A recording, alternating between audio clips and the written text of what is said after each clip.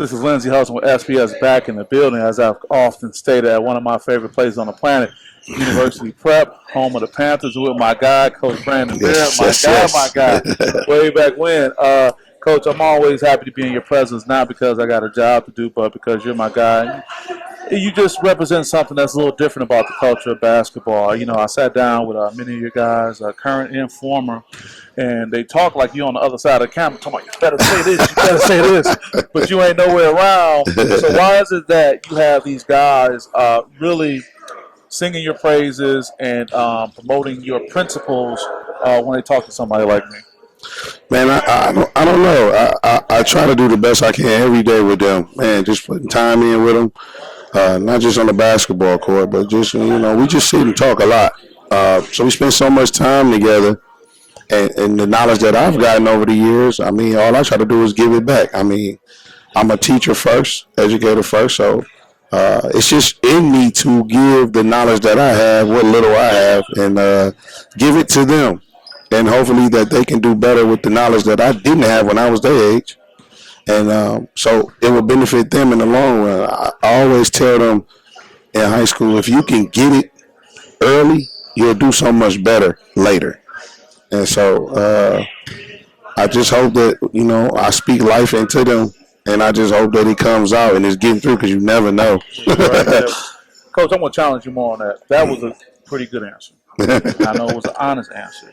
However, it still does not match up with the feedback I get from them guys, only because a lot of coaches spend time. A lot of coaches talk to them. Coach, what do you think it is that's making these guys from all these different backgrounds, especially with this generation of young athletes that could be so difficult to deal with, to say, I'm better off over here with this guy? And you don't whisper to him. You don't tiptoe around things. You give them that business. Why do you think it has that kind of impact? I mean, I would say they know I love them. It's the love, man. It's just us. Nobody thinks that you can do anything until you show them. So, this little small school nestled in here in this little city of Detroit, we don't have much, but what we do have is each other. And so I'm the leader of that. So, it's not just being a coach, man. These guys are like my little brothers, my sons, if that. Some of them so young. So it's the mentoring that I've gotten over the years. I mean, I am a little brother. I am a father. I am a son. So, man, just what I know and the love that I've gotten and received, I just give it back. It just oozes out of me. So, man, I take care of them. The mom and dads, they send them here and spend 90% of their time here with me. So, I'm making sure they eat. I'm making sure they do their homework. I'm making sure they living right, just making sure they become young men, just, hey, I don't like what you did there. This is how you should do that. Just, when they wrong, I'm not afraid to tell them that they wrong. I don't believe in rewarding people for work that's not done. So, I'm going to give you all the praises, but when you're not doing what you're supposed to do, I'm also going to let you know that.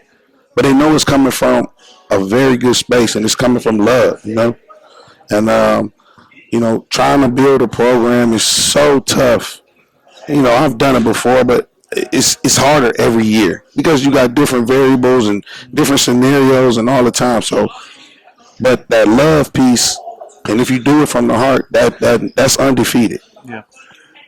Very good. Coach, I don't know if it's our 7 Mile last year upbringing, that you never run from a fight. And I say that to say your schedule and how you schedule teams reminds me of Coach Izzo early in his career, and even now scheduling these, top programs. Man, do you just like to get beat up on sometimes? You do like beating up on people as well. But you feel what I'm saying? Hey, not this year.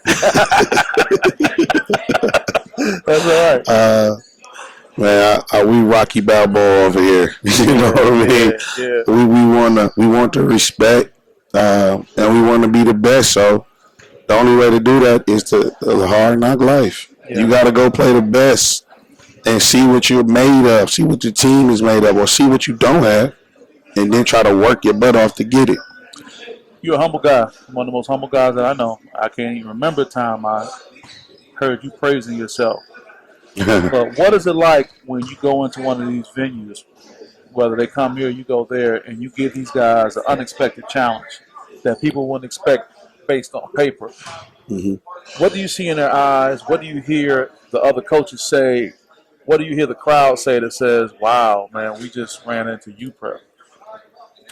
Well, we're looking for that. So I don't know if we necessarily got that yet, but But you be giving guys the business. Even if you don't get the outcome you want, there's a time in every game it seems that you challenge people to a point that they weren't ready to be at and they didn't expect to be at. Well, yeah, is that fair to say? Okay, I'll give you that.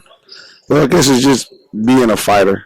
You know what I mean? And just, nobody's going to give you anything. You're going to have to earn it. So that's the preaching over here. Let's go out and earn it. I mean, who knows about UPrep? We're going to have to kick the door in. You know what I mean? So having that mindset and the ability to set goals and then achieve them within a game. That's tough to do, especially when you're dealing with young guys. I mean, the oldest guy on my team was 18 and we had 2 of them. The rest of them 15, 16. Sophomores and freshmen. My point guard was a freshman this year, 14 years old. So learning how to compete against adversity, learning how to figure something out on the fly, and doing that together. Right. That's tough. So, and to do it multiple times, and to do it against high-level teams, to do it against seniors, that's the goal, and that's what we set out to do. So, is it easy? Absolutely not. Right. But it's rewarding, it's gratifying, and when they see that, it makes them want to do it again. Right. So we take the beatings, but you pick out little points in the beatings or the losses that keep you coming back. Right. Right. For more. So right. sometimes. When you made the comment about UPrep and no one, being familiar. What do you have to say to that parent, that auntie, that uncle, that sports influencer that has a kid, and they're sitting at home right now and they're saying, "Man, we might want to make a change. We might want to do something different. What other options? What can you say if you had a chance to penetrate all the white noise to get through to someone from a moment to say why UPrep is a place they should be considered?" Well, consistency, especially coming in as a freshman, making that change from middle school to high school. UPrep is very, very good at welcoming and wrapping their arms around their kids. We don't have many kids here. We don't have many students. There's 450 students here. So something going around there. So you dealing from low numbers, but you're dealing with consistency of good teachers, a great principal, awesome school superintendent that caters to the student. Yeah. And smaller numbers mean more attention. Yeah. And some kids need that. If not all kids, we all need that. Yeah, shout out to your leadership. I know he's rooting for Michigan right now, and I know some of your staff over here are doing great things. I won't keep you too much longer. What keeps you coming back, man? I don't know, man. The camera's still on, B. The camera's still on. No, I love it, man. I wouldn't want to do anything else, man. It's crazy. You coming up, my dad was a coach. Yeah. I never knew I was going to be a coach, but, man, it just seeped into me. And so I love it, man. I love getting up. I love getting up in the morning. I just love staying on the guys, that type of stuff. I like calling them and just getting on them about little stuff. To me, that's the best parts. Just watching the kids come in at one area, one developmental stage, and then you turn around, it's like, wow. The funny thing about everything you just said, it sounds like the things that you love are the things the players love about you, and that's why they perform the way they do. That you're there for them, you call them, you watch them, you spend that kind of time. Coach, I won't keep you too much longer. I know we got a full day of things happening. Anybody you want to shout out before we let you get up out of here?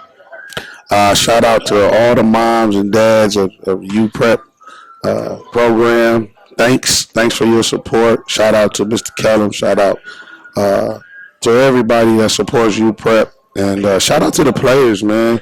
I ain't an easy guy to deal with every day, man. So, shout out to them. They keep showing up, though. I guess they crazy, too. So, well, I'll tell you this, man. I can't wait to come over here when you hang a banner. I can't wait to come over here when you get your appropriate recognition and due.